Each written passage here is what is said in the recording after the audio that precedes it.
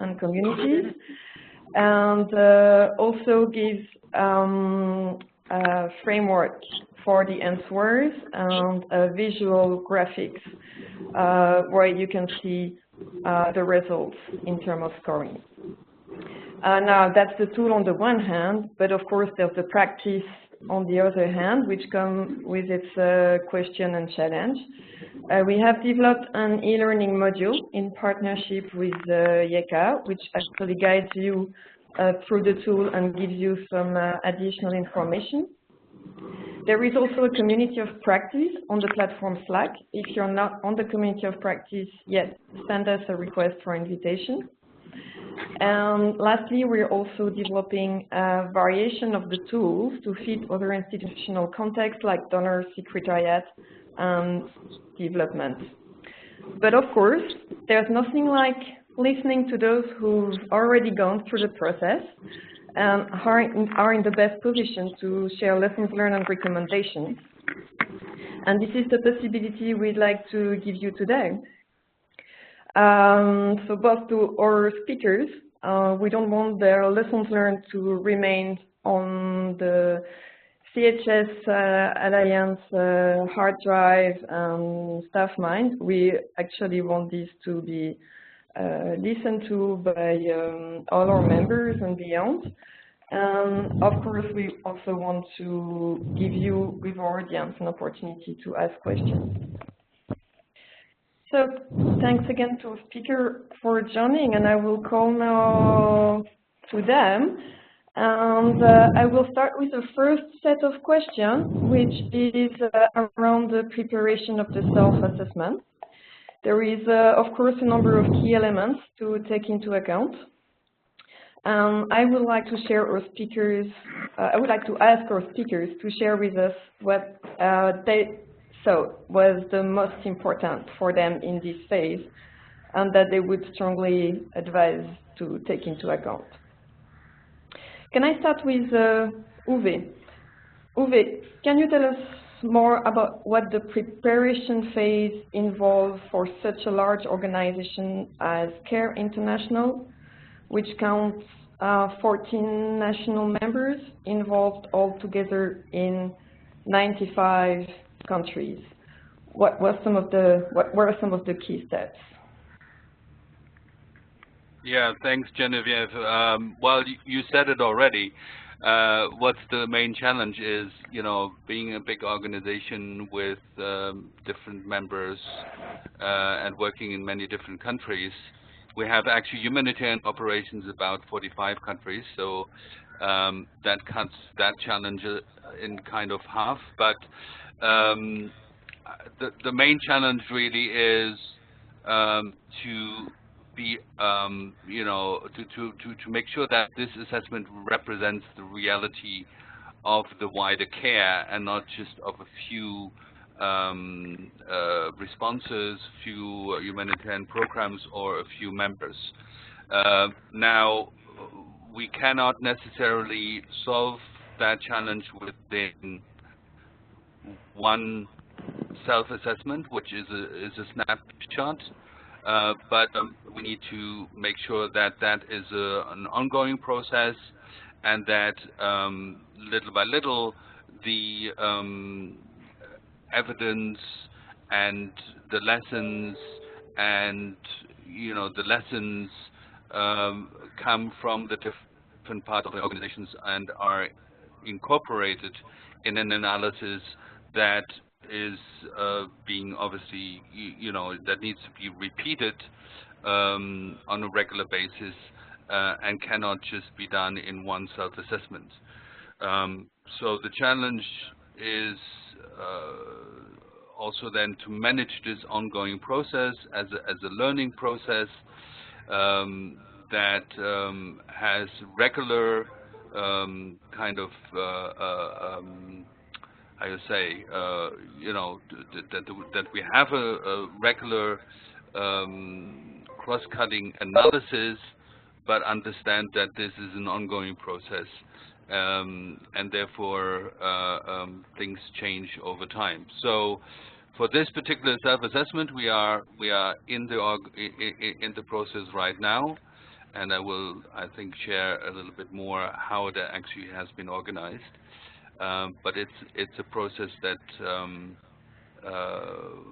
will come to initial conclusion by the end of the month or in July, and then continue in a 2-year rhythm, something like that.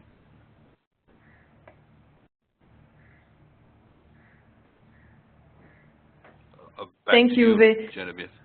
Thank you. Can you let us more how you created ownership in the process within your different constituents?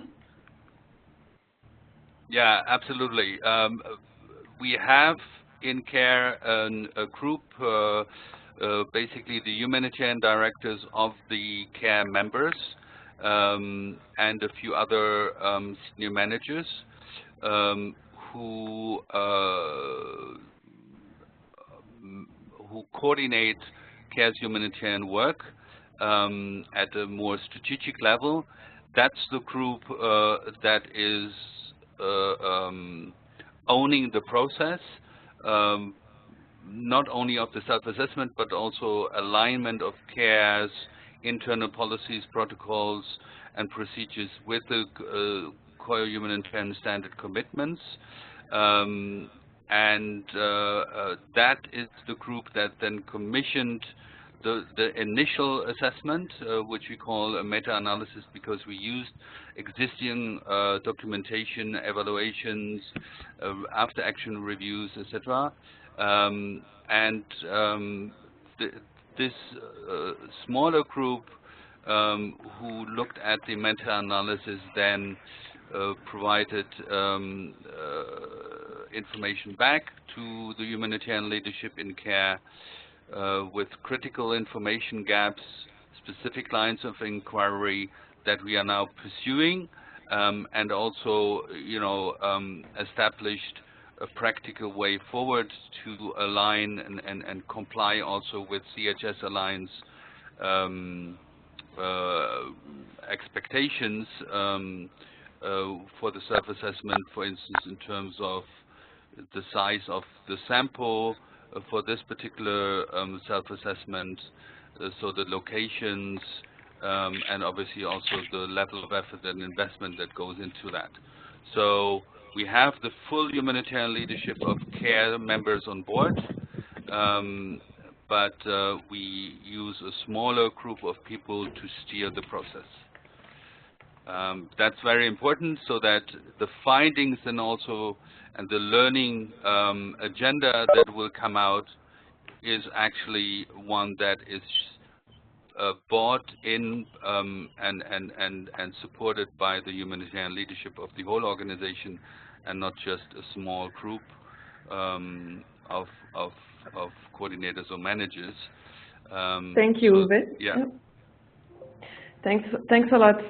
I'll go to Max from Mission East now, because Max, I think you also have some experience and recommendation about fostering ownership within the different departments of the organization.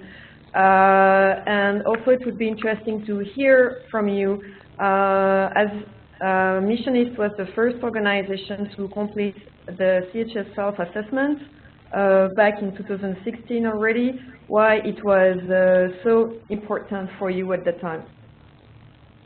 Thanks, Genevieve, and thanks for this possibility. Maybe I'll start with the second issue. Mission East is a slightly smaller organisation than CARE, or the British Red Cross, or some of the other organisations here.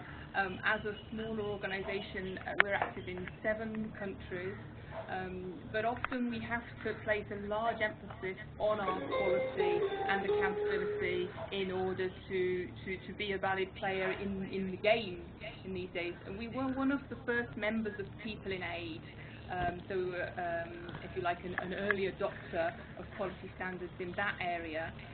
We hesitated a bit to engage fully with HAP because as a smaller agency we found it quite daunting, the scope and the scale of requirements, again, to come through that certification process. But we had started engaging with that and had a plan to get more aligned with the HAP standard when then the merger happens, the Joint Standards Initiative and the CHS came as a result.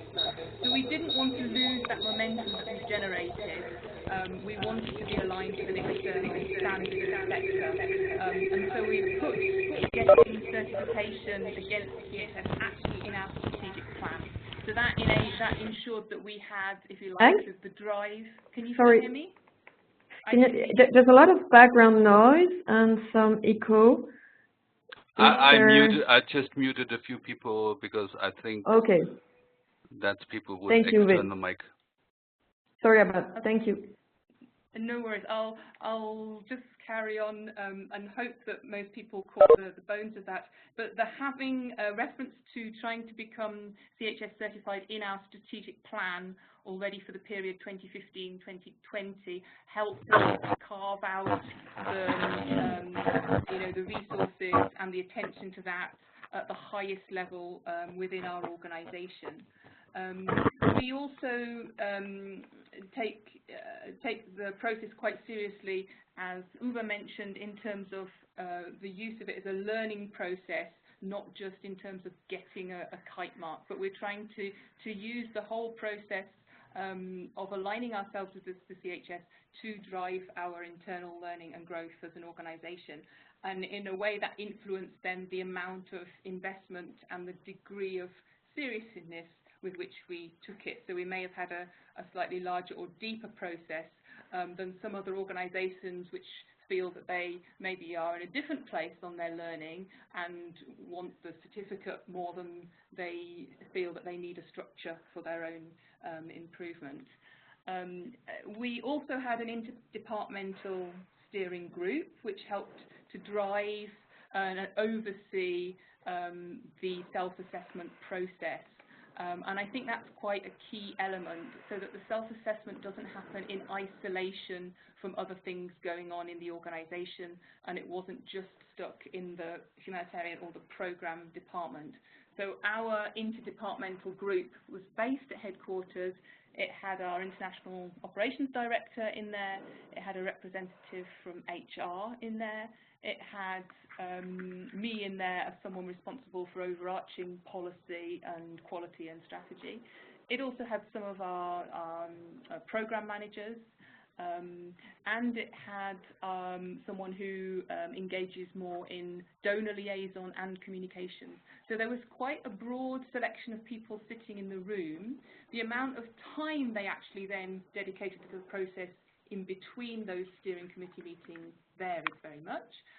But it meant that people from a variety of departments had an overview of the whole standard rather than carving it up and sharing it out. And I think for us that was quite important.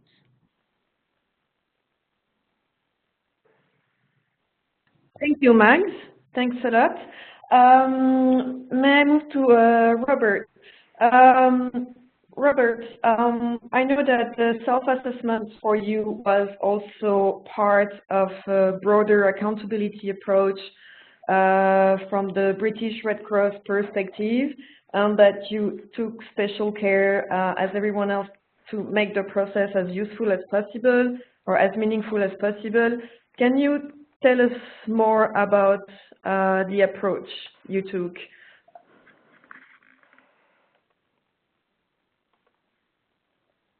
Robert? Genevieve, I think Robert has still problems connecting his audio. Oh. If I can see All that. Right. So Robert, please let me know on I'll try to Heather if you need assistance with that. Okay, we'll try to connect him on Skype. Carol, then, can you please explain us for you from the experience of Concern Worldwide how you were able to prepare the self-assessment? Also, how do you develop and involve the self-assessment committee? And which message do you convene to staff members to make them aware of the process? Okay, thank you, Genevieve. I also have problems. Can you confirm you can hear me okay? We cannot hear you very well, unfortunately, because there's a lot of background noise. Do you have like a microphone or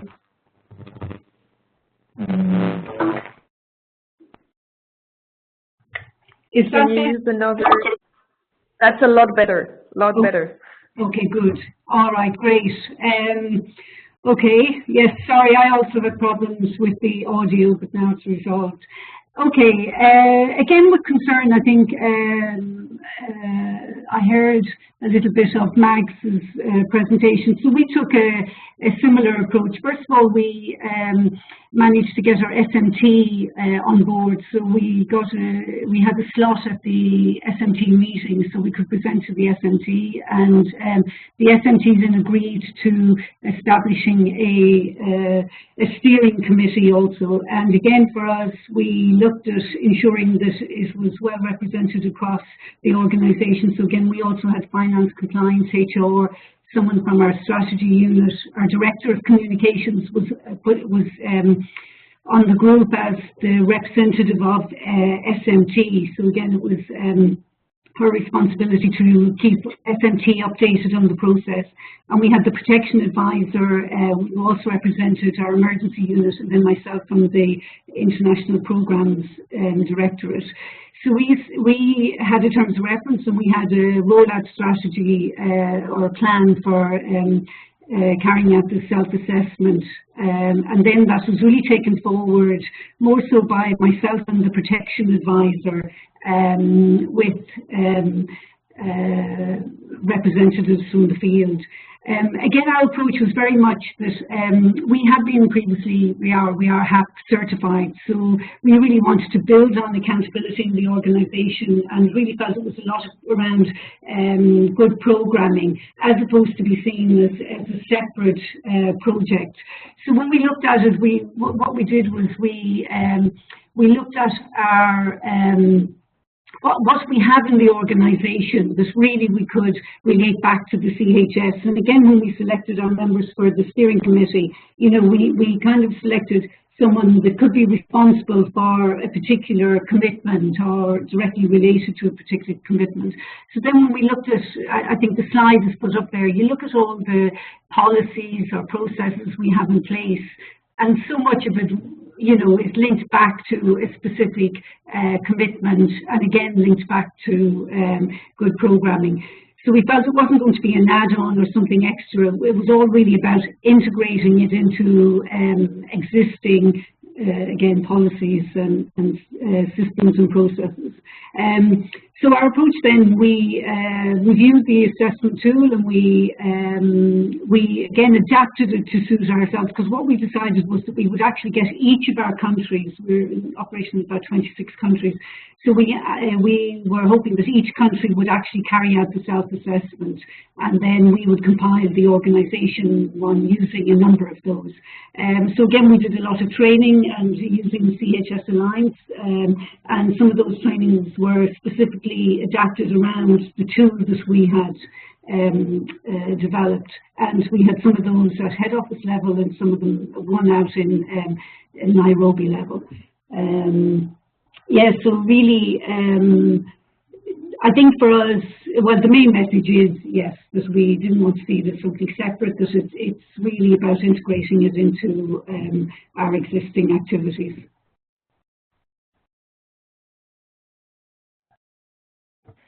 Carol, may I ask you one more question? I know that you revised the tool slightly to fit your own context.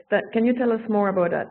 Yes, what we did, because you had three separate tools, I think, where you were looking at staff, the organisation, and the community, and for partners. I suppose there's a number of tools. So we really adapted all that into one tool, and again, looking at some of the questions and knowing our organisation and anticipating or expecting the responses, we were able to guide the fields or the teams a little bit more. Because some of the questions, even on the community ones, we struggled a little bit, and what we found when we carried out the assessment that, well, we scored ourselves quite low on the community side, but partly we felt that it was really because it was hard to ask the questions of the community. I was kind of looking at some of them now. But even asking, I think there was one around the programs being complementary or about unmet needs, and they're quite hard to ask in a community setting. So we were able to adapt those.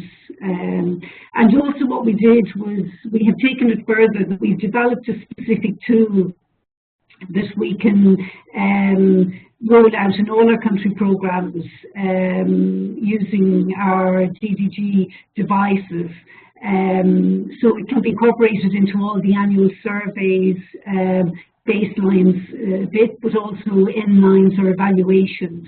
So now we have it, like the community aspect is kind of being institutionalized into an existing system.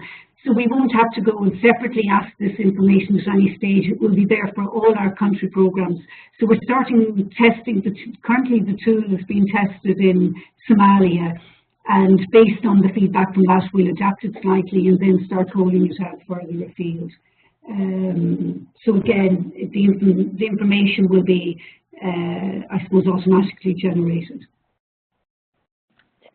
Thank you, Carol. Thank you for sharing. I think it's an important point, as we often have questions around how to make the exercise as meaningful as possible for communities as well.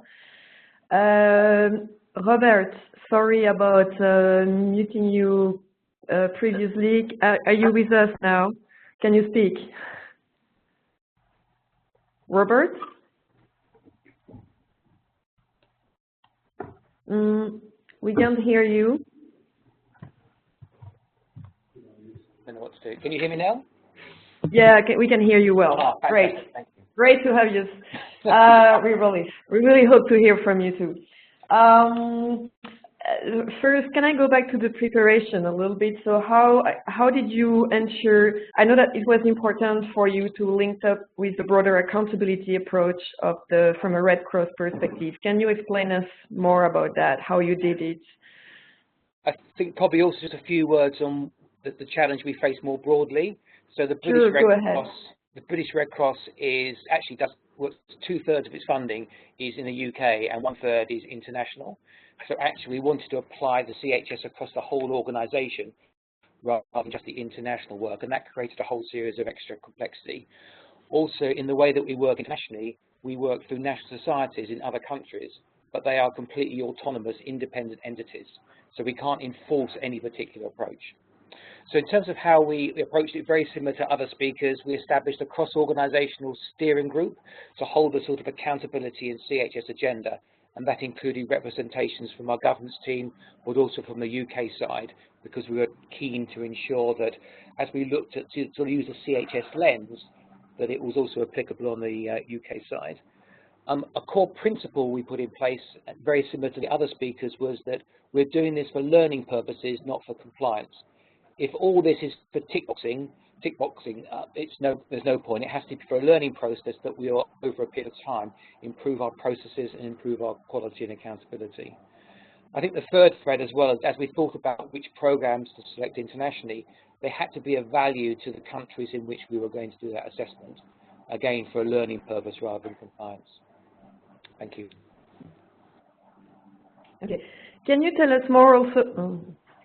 Can you tell us more also about the approach you took with partner, because that's a key question also that we often get as a request for support. So in the particular case of the Red Cross, how did you go about?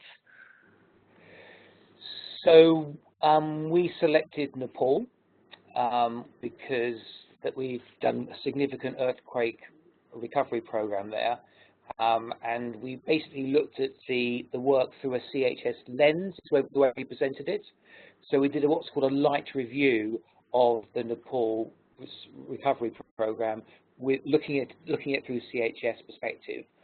engaging. Actually, we'd work with communities, and in fact, prior to doing the 1-week site visit, we got the Nepal Red Cross to actually run some focus groups. We gave them a series of questions, CHS questions to ask, and they've done 12 focus groups for us, and that class was actually attending. So we had some quite helpful baseline information. And so we actually ran through the CHS assessment, the communities part of the questionnaires, and at the end of the process, we fed back to the Nepal Red Cross sort of key lessons that we'd learned or key issues that we'd identified. But it was very much a light review rather than trying to do a full CHS assessment of that particular program. Okay. Thank you, Robert.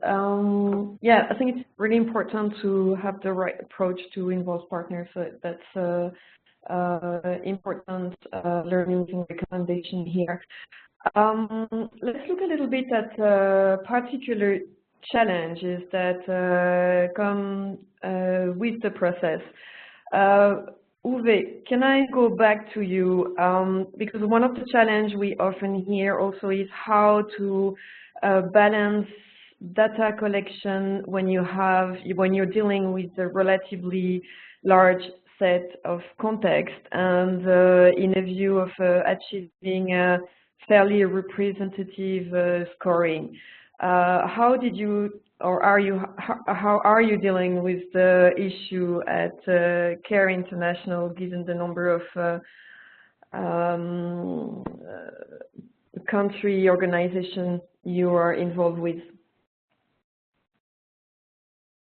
Yeah, thanks, Genevieve. As I mentioned before, obviously having members that have also different functions in the organizations. So some of them are operational. That means they're actually managing operations on the ground. Others have a more technical or financial support function.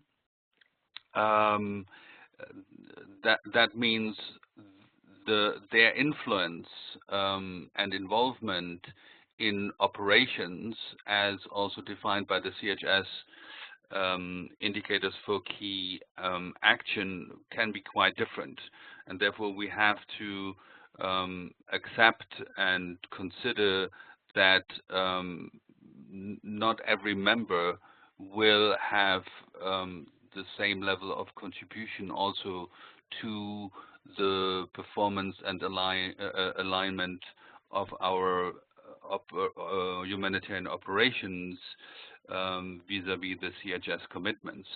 At the same time, on the other hand, members or various policies that are relevant for the CHS commitments can be more or less relevant for a particular member.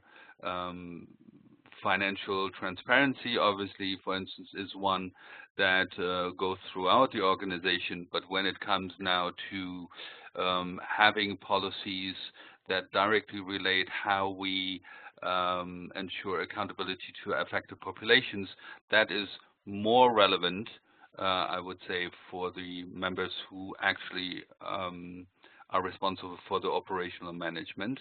Although all members obviously usually are responsible to ensure that in program design, in reporting to the donors, in dealings with peer organizations, the CHS commitments are upheld and followed as much as possible. But as I said, there is a way to be trying to weight then the different performances and relevance of the different CHS indicators for different members, and we're trying to verify that also then on the ground by regularly review operations and humanitarian responses where a large set of care members are actually involved. So for this particular self-assessment, we choose Haiti and Ethiopia for different reasons. We're using different criteria so that we can see how the membership overall supports and is involved in the alignment of our humanitarian response in those places with the CHS assessment. And then we have also other mechanisms where we work at particular country level with particular platforms. So in the UK with DEC, in Canada with the Humanitarian Coalition and others. So there also members have particular function to make sure we link up and align with expectations from peer organizations. Okay, thank you so much, Uwe, for sharing with us. I think we can all relate to this kind of challenge, even if we're not we do not work for such a large organization. We all have very different type of function, contribution, and link to the CHS within one same organization. Another challenge that we have also is preparing for, and that comes perhaps a little before, is the preparing of staff interviews. Max, you told me about some mapping that you did. Can you tell us more about how this mapping was performed and how the staff were prepared for the staff interview in the context of mission? Sure. I mean, I think it is one of the key points here is that, I mean, obviously it is quite a serious process doing self-assessment, and you do need to take the time to actually plan how you're going to do it, both in terms of setting up a work plan that's reasonable and achievable, in terms of matching it with your organisational structure, weighting it as Robert was talking about, if that's necessary.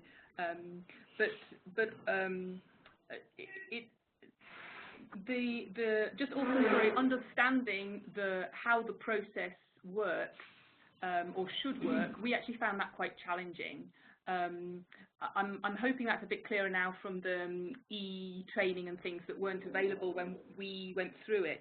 But it did actually take us quite a bit of time and brain space and rereading things a few times to understand which activities produce which sources of information and which, if you like, sections of findings and scorings those would all go into. Now that sounds like we're a little bit slow, but it really did take just a little bit of thinking through to make sure we were all on the same page, but also because there are so many indicators and there was quite a lot of useful suggested questions to elaborate on those indicators, but obviously you can't ask everything to everyone. So you have to go through this rationalization process to understand which activities you're going to get different bits of data from, but even within a certain activity like a set of staff interviews, which person you're going to get which level of information from. So before starting the staff interviews, I mean, partly it's also about selecting who you're going to interview, because you'll be wanting to interview at various levels of your organisation to test, if you like, from top to bottom, again in terms of from management and policy outlook all the way down to how it's actually being implemented and actions on the ground.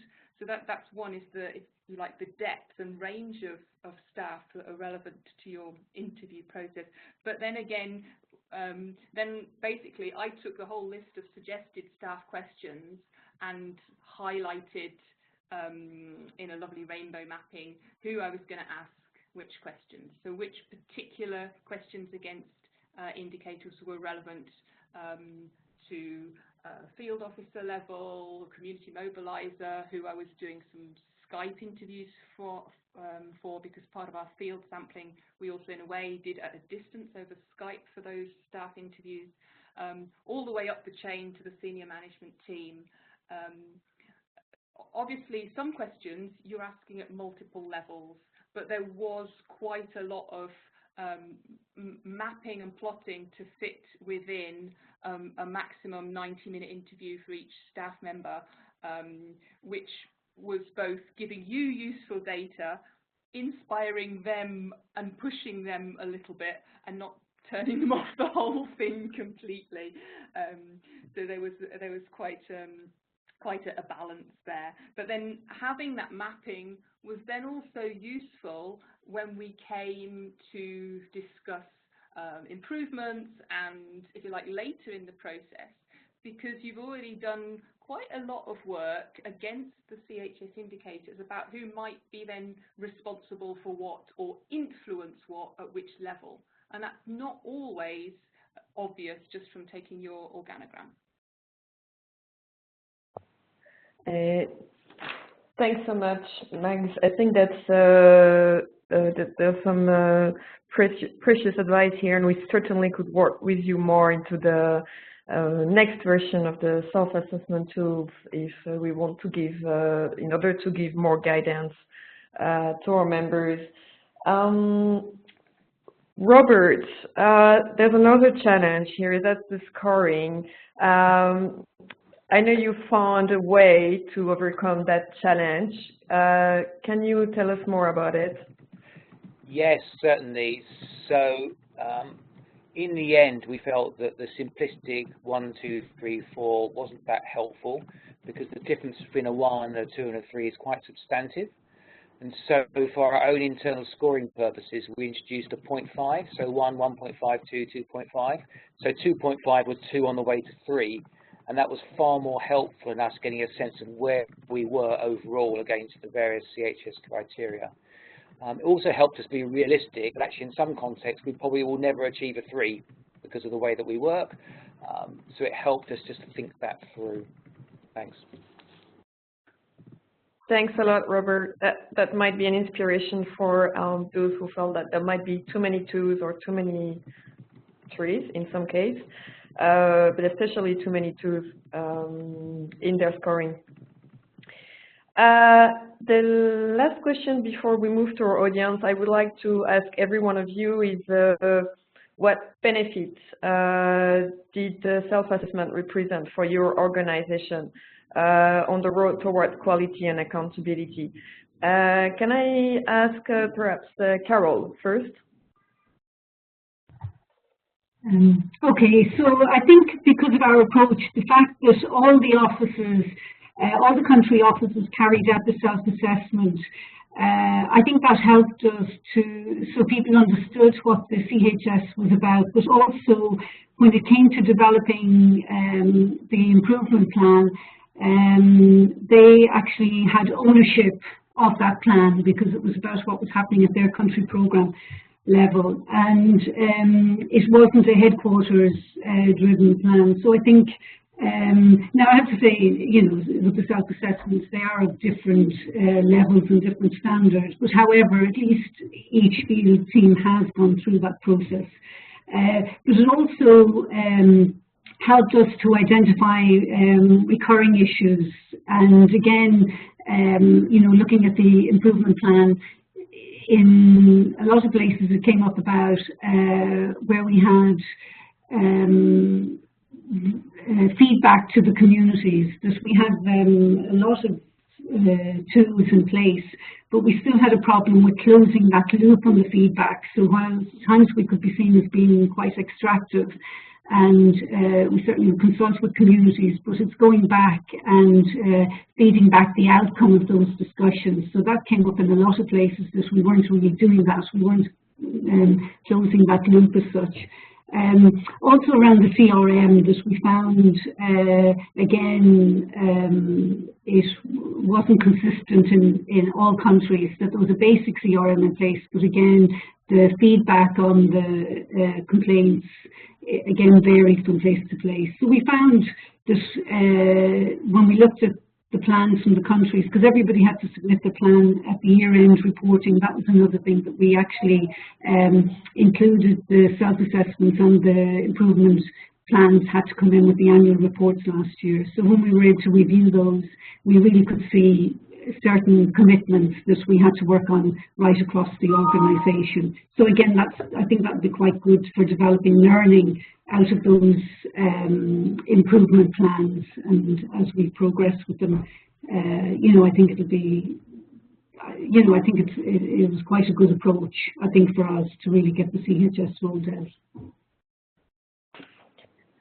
Thanks, Carol. And again, worth highlighting that Concert Worldwide decided all their country office to go through the self-assessment as a useful learning process. You are not the only one of our members. We have other organizations who took a similar decision, actually. Thanks for sharing that with us. Can I move to Mags? Mags, what were some of the benefits of the self-assessment for missionists? Hi, thanks. Yeah, there was a lot of benefit in doing the self-assessment through an interdepartmental group and actually discussing the findings across various departments, even again, if you like, discussing findings on a particular area with someone who doesn't necessarily work in that department or that area. That produced, again, a bigger vision of how we operate within that group that then we hope trickles across the organisation.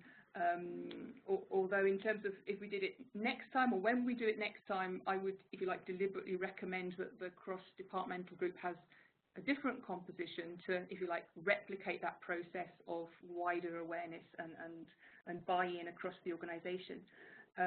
The actual scoring process and drawing up the concluding the self-assessment into the self-assessment report is quite daunting in terms of you've generated a mass of data from different sources, from your partner, from community, from the staff interviews, from the document review, and trying to blitz all that down into your findings is one thing, but then trying to allocate a score which is, you feel, is not just, if you like, directly linear out of your sample, but actually really represents where you think you are as an organisation.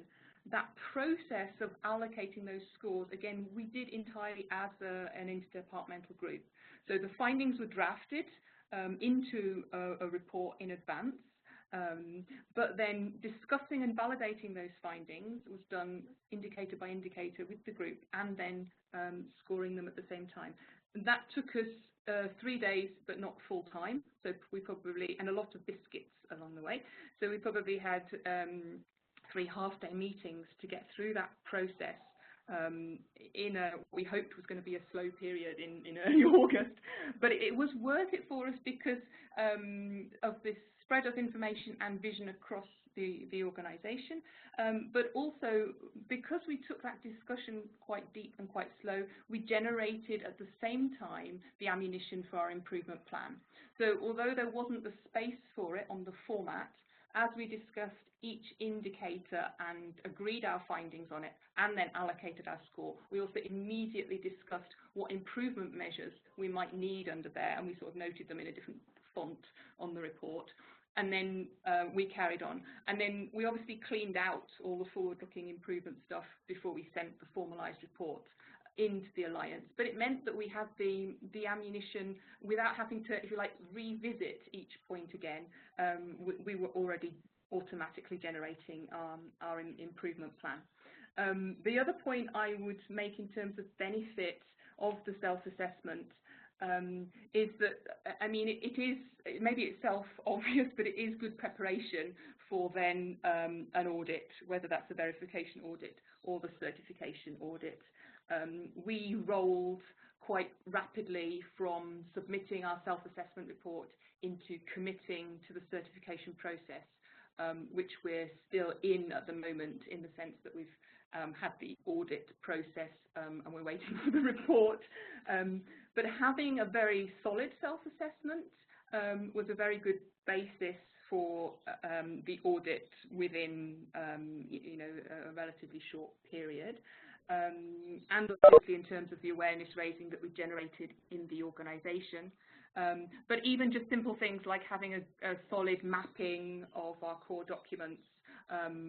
Again, the short distance between the self-assessment process and the certification audit, I think, meant that we were just, there hadn't been a massive change. We were reusing stuff that we'd already drawn up and synthesized, and we could put that straight into the audit. So that was very useful.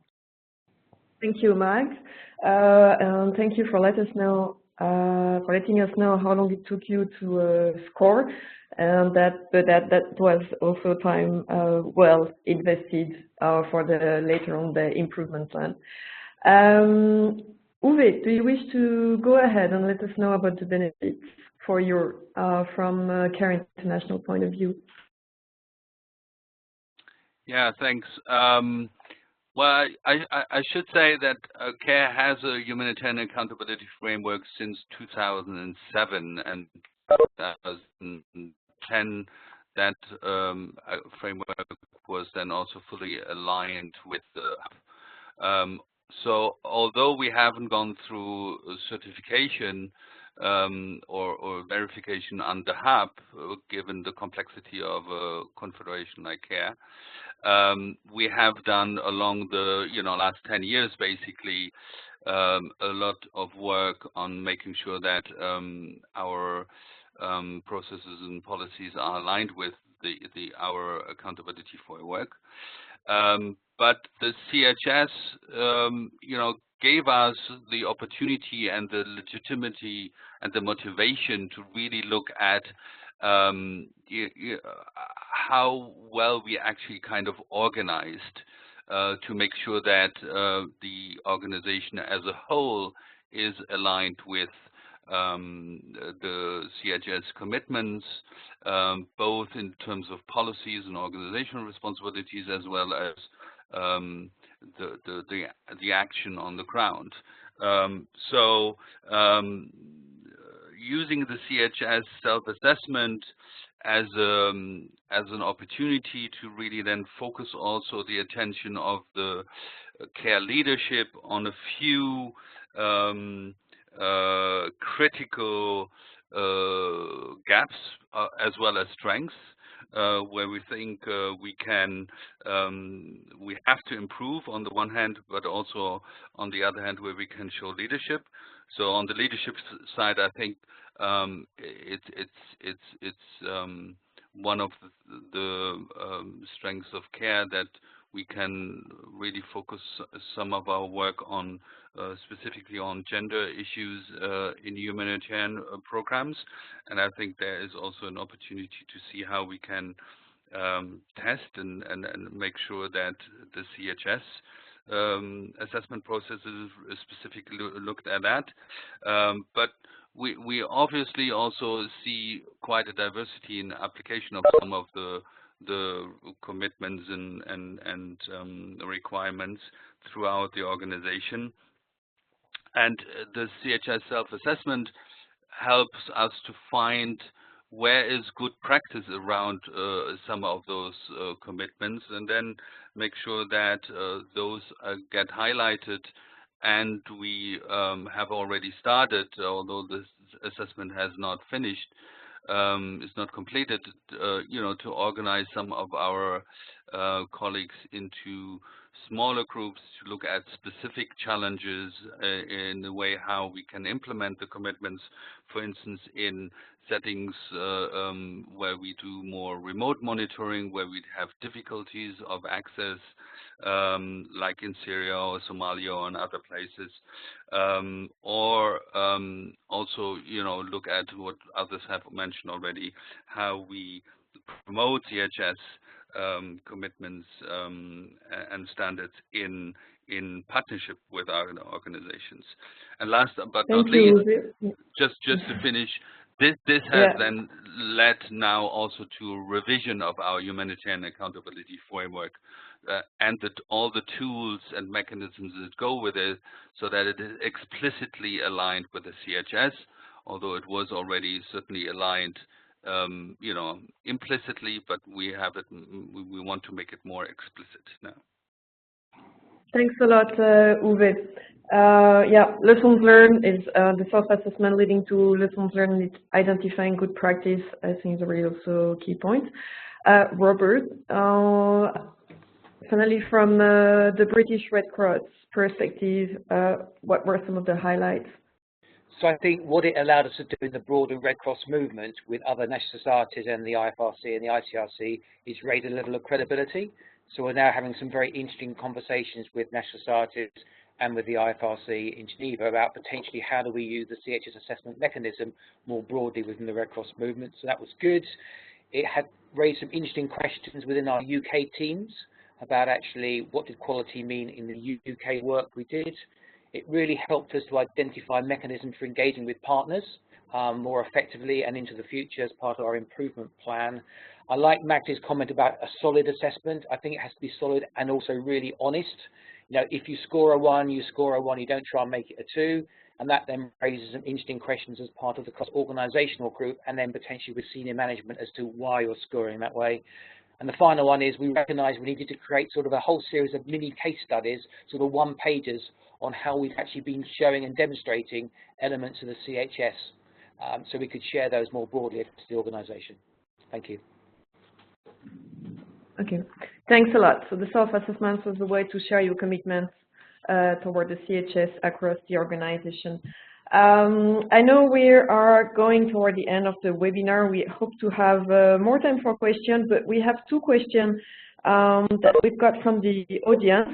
One was a question shared in advance from Kate Shaw from TIER Australia, and she wanted to hear for organization working with partner how they balance the information request along with all the other compliance and reporting requirements they ask of partner.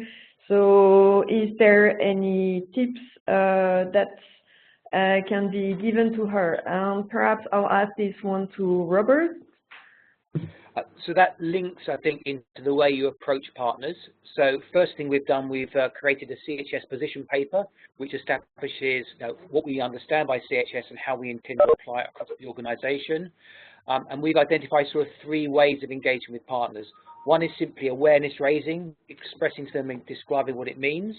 Secondly is doing this sort of light review, which I mentioned earlier, similar to Nepal. And then thirdly will be capacity building, that actually there's specific areas of the CHS that you want to work with a partner in, then you would potentially fund that and work with them over a period of time. So that was quite helpful from our perspective. Thank you, Robert. Would anyone else of our speakers like to say something about the question?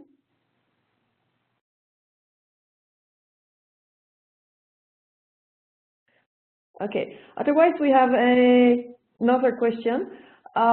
This question is for Carol in particular. There is an interest to know more about the process by which, Carol, you have integrated the assessment with concerns existing processes and policies. Can you tell us more about what worked well, if anything was particularly challenging?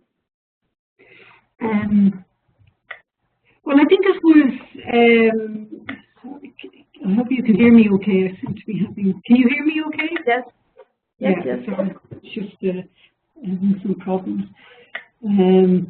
Okay, well, I think our approach was that having been, I suppose, HAP certified, we felt that we had really achieved a lot. We had a good baseline, a good starting point, I think, on accountability. So we wanted to ensure that CHS was not seen as an add-on or something extra, because at some stages in our organisation we felt that HAP, while it was very good, it added a huge workload to the field. So we didn't want to do that. We wanted to show staff that, in fact, in relation to the CHS, they were already doing a lot. You know, we had a number of policies and guidelines and procedures in place that were really building on good accountability and good programming in the field. So that was very much the starting point for our approach. So when we, and I suppose that was one of the reasons that we decided to review the tools and really streamline them so that they were very applicable to our situation on the ground. You know, given that here at head office we were, you know, we had quite a good group working, a good representative group from across the organisation. So we were able to do that. We, very knew the policies, knew a lot of the good practices and that at the field level. So I think that's why it worked quite well for us, and also then to get the buy-in. We thought it was very important to get the buy-in from each field, and to have a really good baseline of where everybody was at in relation to the CHS and accountability.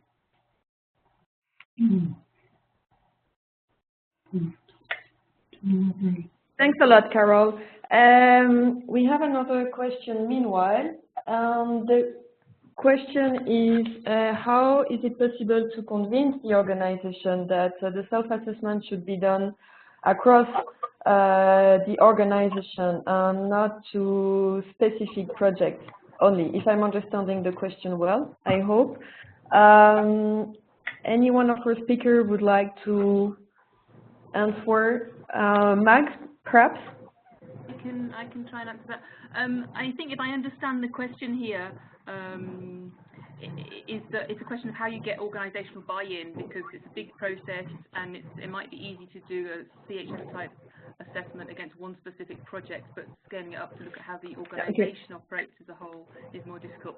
I think if you don't have the buy-in from the top level to do the organisational self-assessment, then it's useful to use the CHS as a framework on a project level and use that, again, carry that up to show, if you like, the rounded picture it gives of what you're doing, and how that, if you like, supports good practice in your operations. So I think there's room for some creativity here, whether it's in terms of using the CHS framework and its indicators in your partner training, in your staff induction, in your as a framework for project evaluation, for example. That's one approach that we've tried when we had a final evaluation for one of our projects. We actually put it in the terms of reference of the consultant that they did it against a sort of CHS structure. So I think when you've demonstrated that there's not a lot of extra stuff to your normal everyday business in there, but that it's a useful framework and that it's a common framework that will be increasingly familiar across the sector, then I think it becomes less intimidating to carry that up a level and say, well, okay, can we do this on a broader organisational level, which then obviously involves a little bit more policy examination as well. Thanks so much, Max. Robert, is there also on the question of buy-in from the organization perspective, is there also something you would like to add? I think it would be, you have to get buy-in from the top. So for us, we had our CEO. In fact, when we joined HAP in 2012, we actually took that to the British Red Cross board for sign-off. And although at the time I thought it was a real pain to go through all those processes, actually once they'd signed it off and approved it, it gave us great authority to move ahead and allowed us to do the CHS self-assessment with little complaint. Mm-hmm. Digging a little bit deeper into the question, I mean, I guess one of the issues could be, should we audit the international department versus auditing the world organization? And of course, the process should more be oriented at all organizations, but how could you convince your top management that you should look at the world organization? Robert, is there anything you could add on that? You have to do it slowly. I think be realistic. So for us, although we've made big strides internationally, we're still quite early stages on the UK side. So we're looking at one particular service stream, and we'll be doing a CHS review this year against that. But we have a member of the quality team from the UK as part of our steering group, and so they're engaged with all those processes and conversations. But step by step, really. Okay. Thanks a lot, Robert. I think that goes also well with what Max was saying, that really that step-by-step convincing. Another question is... Do we have examples? Yes, so and that perhaps that will be a question for Uwe. If you can share some specific example about the improvements that you have put in place or will put in place following the gaps that were identified in the CHS self-assessment. Yeah, thank you. One, I mean, there are obviously gaps that basically go through the whole organization, and some are maybe more specific to some of the members.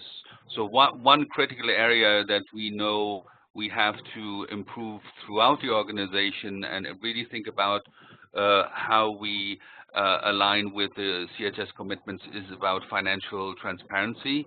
I can tell you we have not yet really reached an agreement on how we can do that, both in practical terms. That means, you know, that would also mean how we align our different financial management systems so that we can actually deliver the relevant information consistently and as a specific time.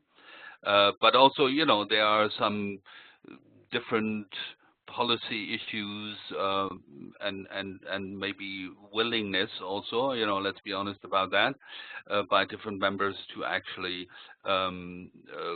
align and comply with some of those transparency issues. That goes also then links a little bit to the partnership aspects of the CHS, but also CARE has recently joined the Charter for Change. So we're having some discussions overall also how we comply throughout the organization with some of those commitments related to partnerships. And one concrete action that has happened so far is that we actually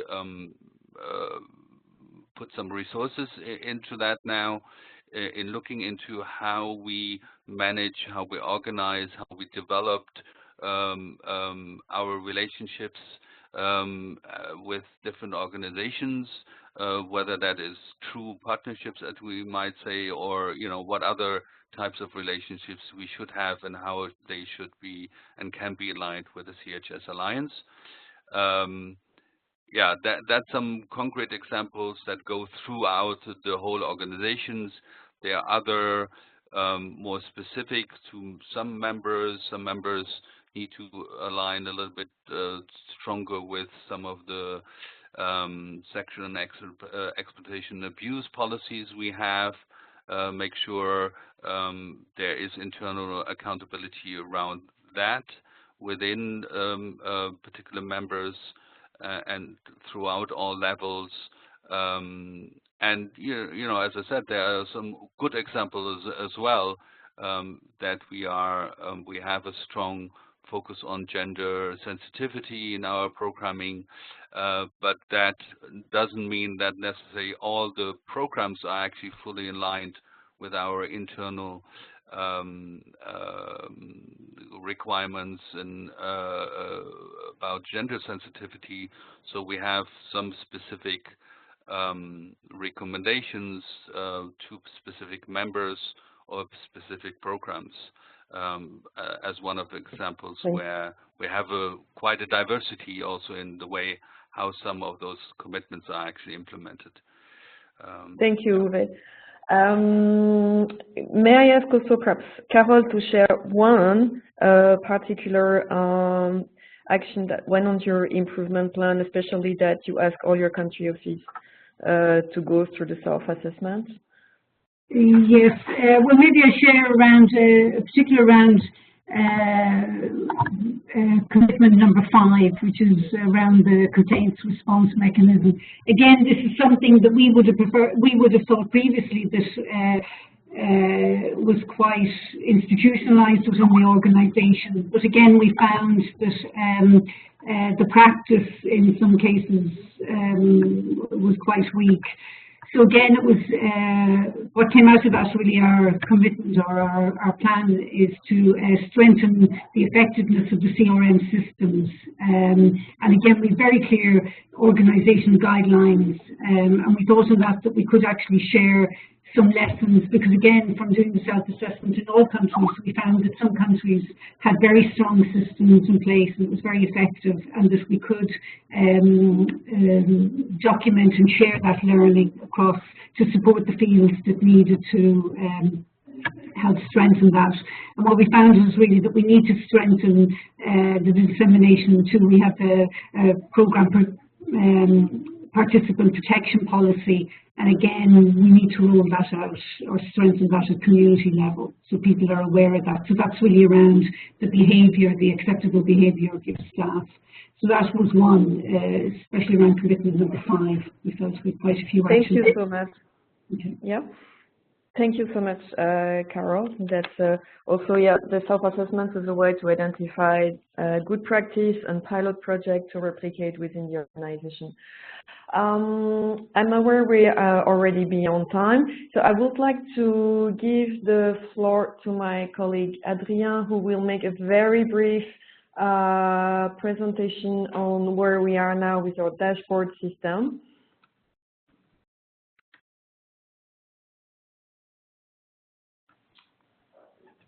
Thank you very much, Geneviève. Okay, so as Geneviève said, we are quite late, so I'll run through the presentation. But we just wanted to share with you this information about the development of a dashboard system, as we hope that it will be like an incentive for you all organizations who are going to conduct the self-assessment.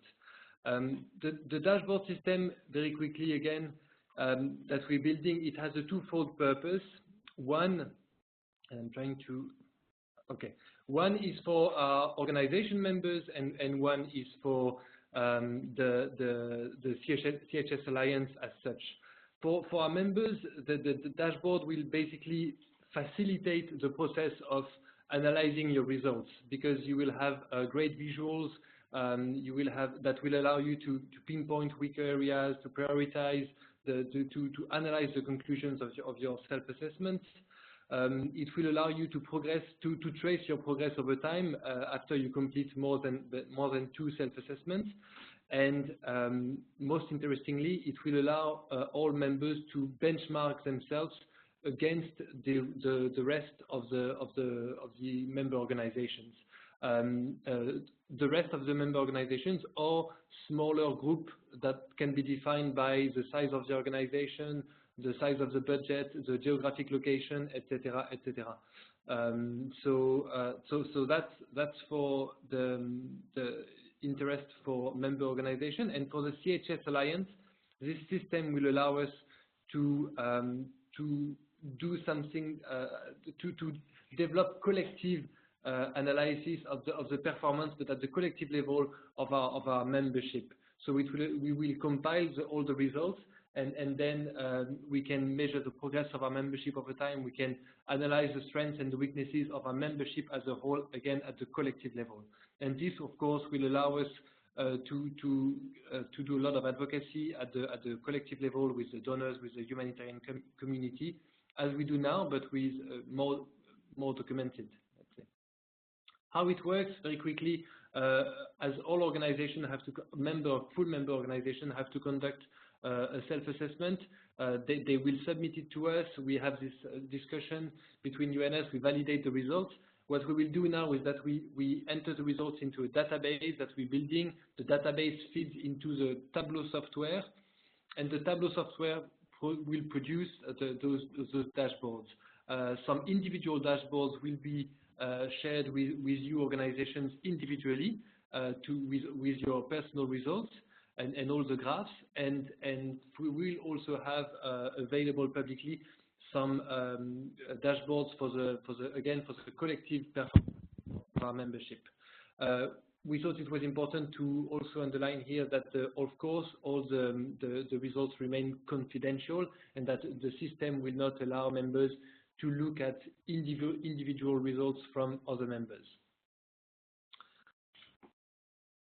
Finally, I just wanted to show you, these are just examples of graphs and ways that the system will allow you to visualize your results. So that would be, for example, for the 9 commitments, one way for an organization to look at its results. That would, and the second one would be a way for organizations to look at the same results, but benchmarked with the average performance of other results in the CHS Alliance. So that was it. Just wanted to share with you the news, and we hope that that will encourage you a bit more to share with you your self-assessment as soon as it's done. Thank you very much.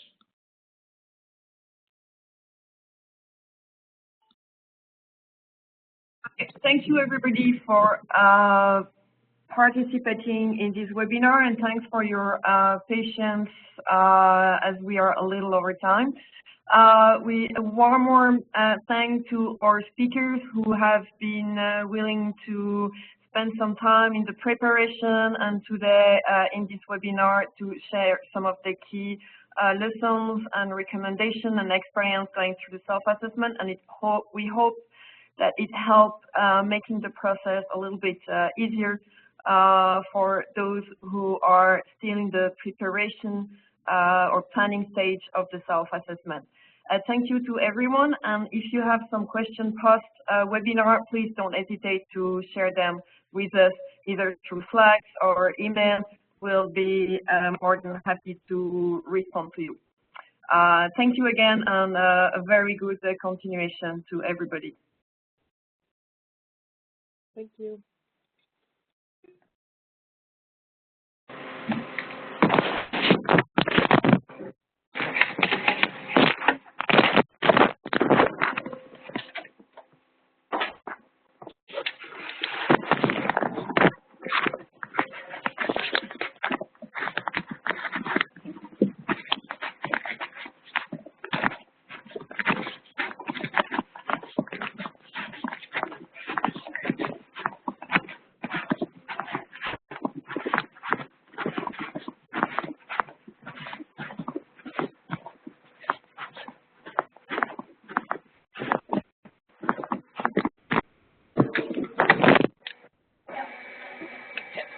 start with what we've got this is really frustrating.